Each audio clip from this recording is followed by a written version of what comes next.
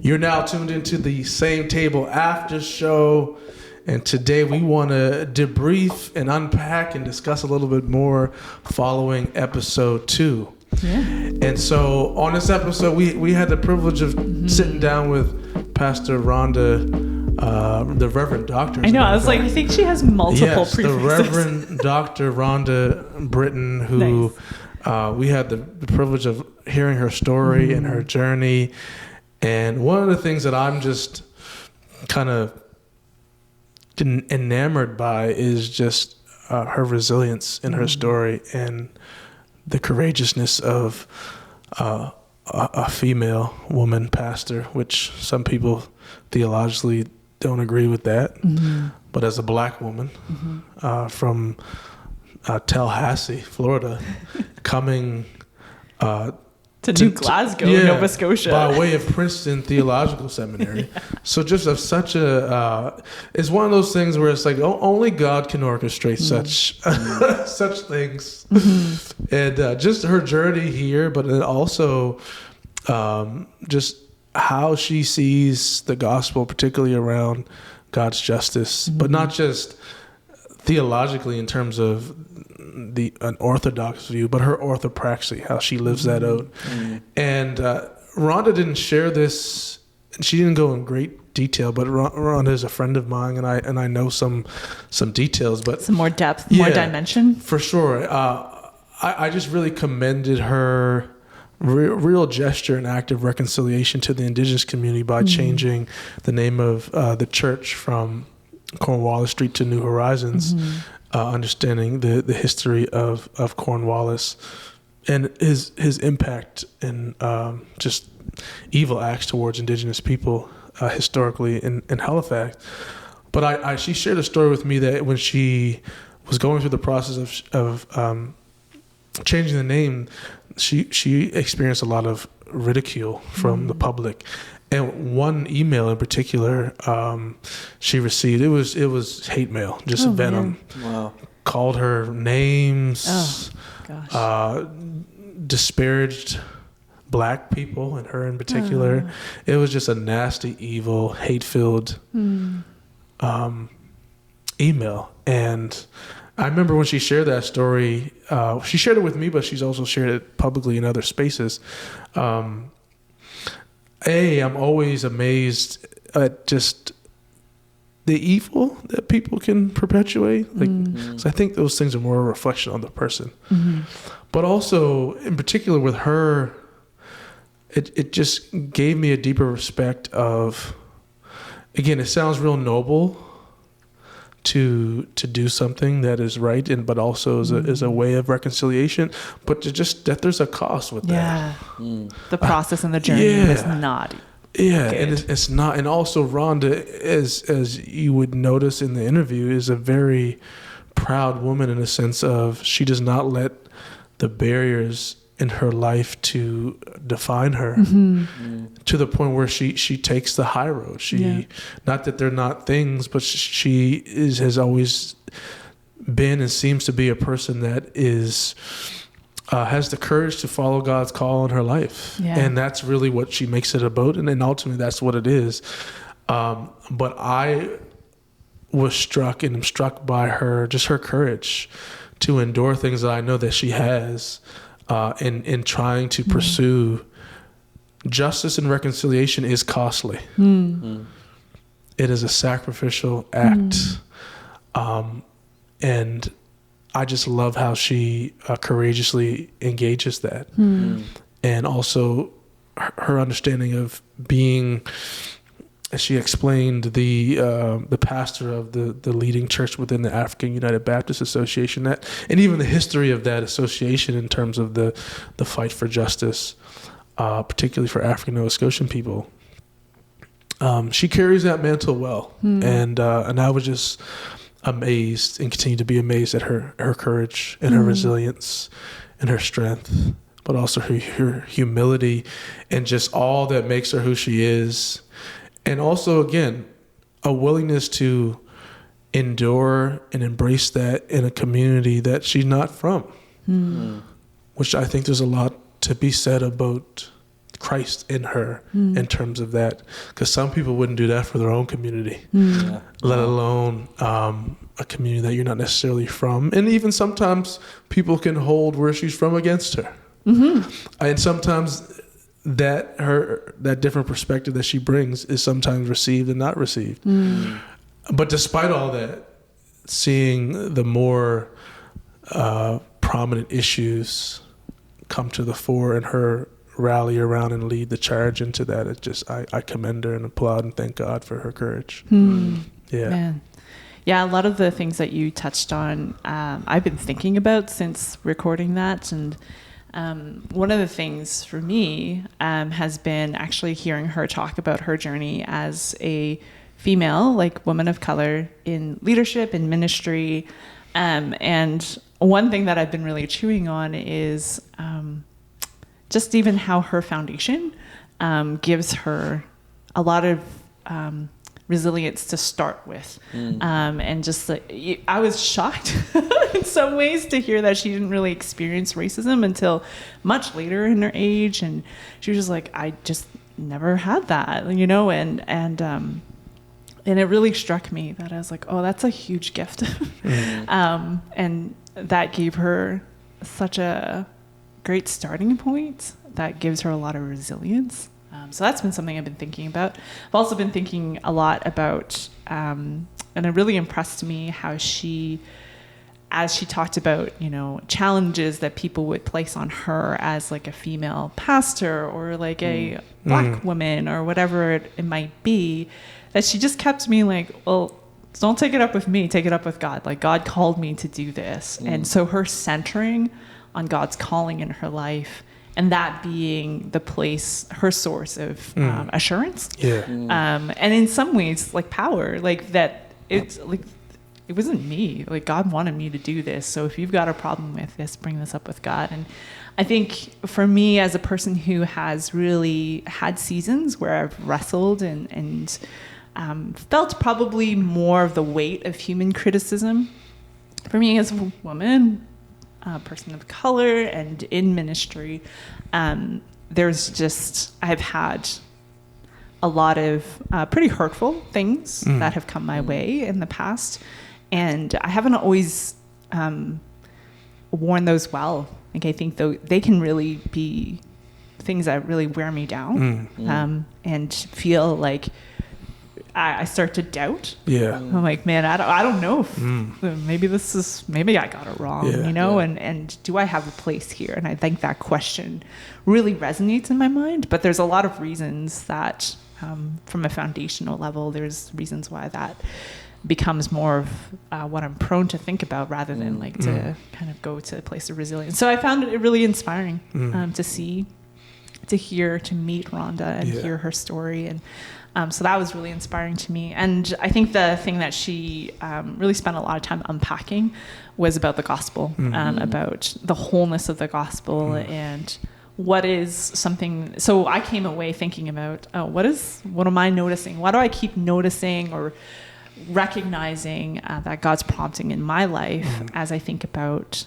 justice and I think about people around me, my neighbors, people I walk by. How am I engaging in a way that feels authentic to who God created me to be, but also is a reflection of his promptings in my life? So I've been really thinking about that one a lot more. So yeah, those are some of the things I've been really chewing on as I reflect on Rhonda's story. But what about you, Sam? Yeah.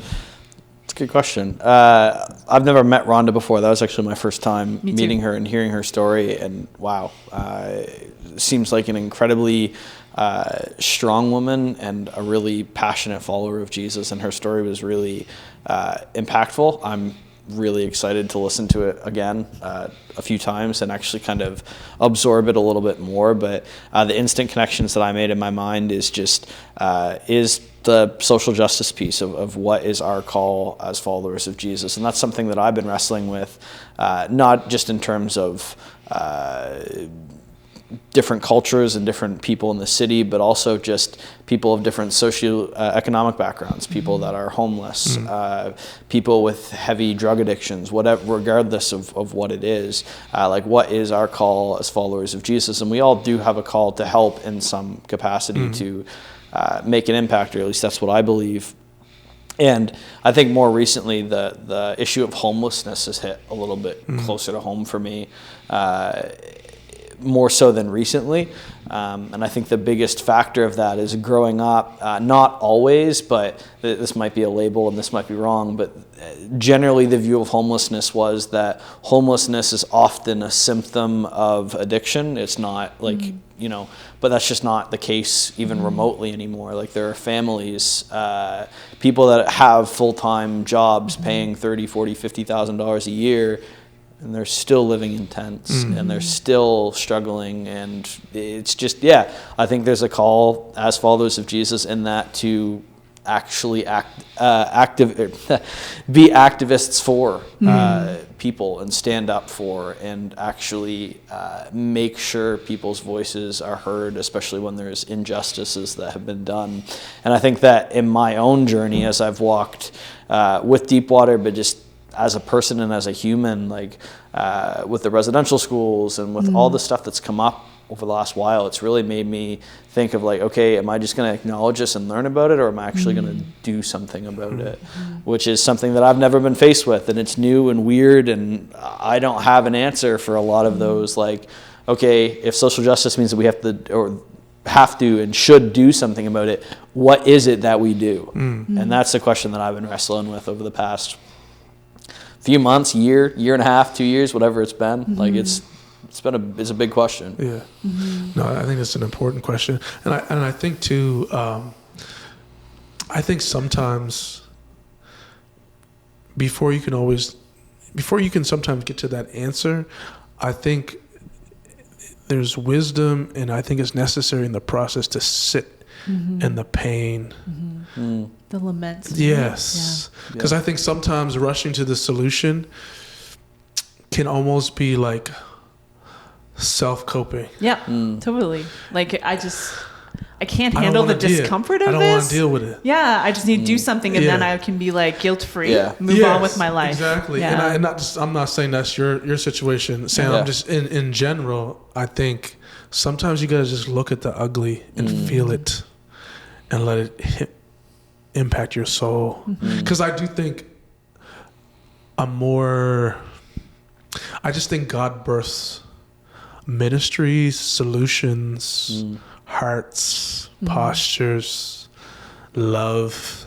As cliche as that may sound, like that's where it comes out of. First there's death and then resurrection. And sometimes you got to look at Jesus on the cross to really appreciate his sacrifice. Because even that is a grave injustice. His story, the cross is. And I think I don't want for myself, but also for, as we look at the implications of our faith socially, to miss that critical step, to want to jump to solutions. And I mean, I think that's even true interpersonally when you're counseling somebody.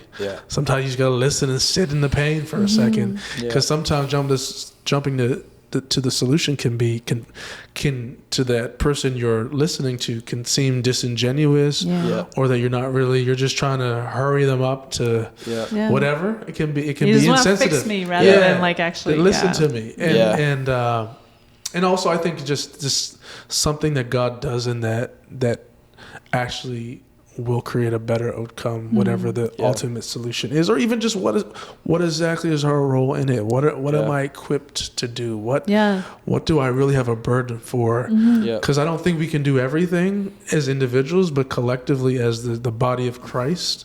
Not one denomination, even not one church, but as the body of Christ who have Christ's heart for things that are not of the kingdom.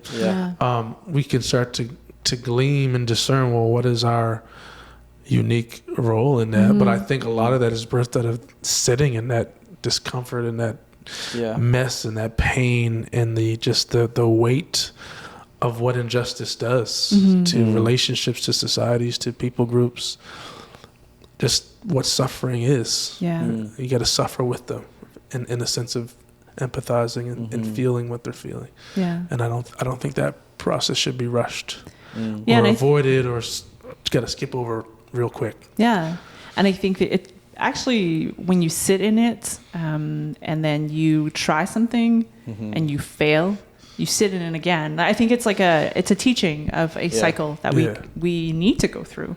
That sometimes it's like we want to rush to action and then say that we did something and then move on with our life. But oftentimes it's the sitting in and then the trying something, getting it wrong or half wrong, and then coming back and feeling the weight of that again, and just kind of like keep going through that process. And I think that becomes like a refining thing that God guides us through to understand, like, oh, what is that unique thing that God has invited me to, that He's equipped me to. And it reminds me of a quote from Sheila Weiss Rowe, I think is her name. She wrote the book Healing Racial Hurt, and in it talks about how lends on a Bible verse that talks about how there are trees in Revelations that the leaves are for healing, and she paints this picture of like, where are you planted? And so, like, where are you placed right now, and how can your leaves be growing for healing around you? Healing the hurts and the pains and the injustices around you. And that was something that really struck me a number of years ago when I read that, and I was like, whoa. So God doesn't want me to just abandon my vocation, my location, etc., and jump into what I think is the ideal answer, but He's actually challenging me in the here and now. Like, what does it look like for me to pay attention and also to act out a fuller sense of the gospel to those around me? Yeah. And also, just to be clear, just in case people not misinterpret, but don't fully grasp, what I'm saying does not mean we should do nothing. Yeah. Oh, no. Yeah. I just want to clarify that. There is something to do. It's just... Don't rush through the discomfort. Yes. Yeah. Don't hear me saying do nothing. Yeah. Just because there is something to do. There absolutely will be. It's just in sitting in that, I think the clarity of what to do is that much more evident. But Deb, as you were sharing, and another thing that I took from the interview with Rhonda is, I think for me as an African Nova Scotian follower of Jesus, and understanding the struggle of my people in Nova Scotia and Canada, and just historically, I think there's such a unique just story of our relationship with Christ coming out of injustice and struggle that I think is so unique as a contextualized story of the gospel that I think is so relevant to different people groups who are struggling or injustices of, like, it's such a unique story and I think can be even more compelling than maybe someone who has come from privilege or the majority. I think it, as the young people say, it could hit a little different. Just that relatability, and I even think about historically the story of Jesus was so compelling to those who were in the slave trade, because of the suffering. And also I see that in Rhonda's story. When you've suffered, I think your capacity to care for the suffering is uniquely fashioned, but also I think the suffering, recognized suffering in those particular ways. I mean, I think that's true in all relationships and dynamics, but I think uniquely as we're looking at social issues and injustice, I think, and I always pray for that as that God did not allow us to struggle for just struggling's sake. There's something redemptive in that, not just for us as a people, but the story of the gospel through our story for others that are also experiencing injustice today. That's something I think about and pray about all the time. And it's something that was prompted again listening to Rhonda. Yeah. So as we extend the table to you all, Come watching, on to the listening. Come on in. Our question for you is, how are you prompted when it comes to living out the gospel as it relates to social justice? And I think there's an invitation there. Where has God planted you? And how are the leaves that God is trying to birth through you, going to be used for healing, for restoration, for reconciliation to those around you. Yeah. Yeah, that's a big question. Chew it up. Thanks for listening to the Aftershow. Yeah, let's go. Hey, thanks for hanging with us at the same table, a Deepwater Church podcast. To learn more about who we are, where we are, resources we offer, and ways to get involved, go to deepwaterchurch.com. The Same Table podcast is produced by Matthew Thomas and Deb Wong. Technical production by Sam Prime. Drop us a note if you have any questions, encouraging words, or something you'd like to learn more about at info@deepwaterchurch.com.